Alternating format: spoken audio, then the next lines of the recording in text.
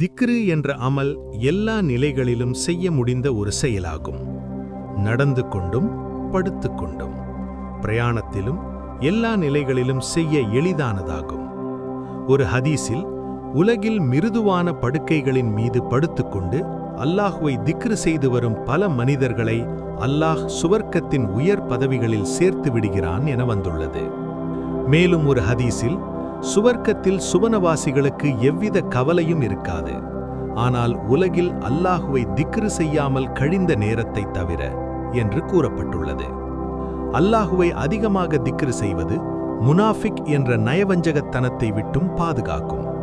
தினசரி பஜ்ரு தொழுகைக்கு பிறகும் அசருக்கு பிறகும் சிறிது நேரம் ஒதுக்கி அல்லாஹுவை திக்ரு செய்வதால் இடையே உள்ள நேரத்தின் காரியங்களை அல்லாஹ் பொறுப்பேற்றுக் கொள்வதாக அல்லாஹ் கூறுகிறான். சதாவும் திக்ரில் திளைத்திருக்கும் நாவு பொய், புறம், கோள் போன்ற பல்வேறு வகையான பாவங்களை விட்டும் பாதுகாப்பு பெறுகிறது. அல்லாஹின் நினைவு கூறப்படாத பொருள்கள் அனைத்தும் சபிக்கப்பட்டவையாகும்.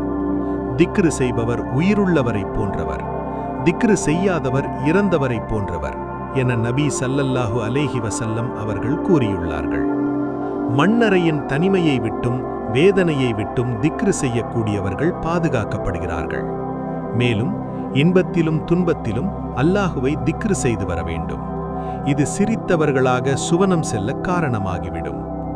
அல்லாஹ் தன் கிருபையினால் திக்ரு செய்யும் பாக்கியத்தை நம் அனைவருக்கும் அருள்வானாக.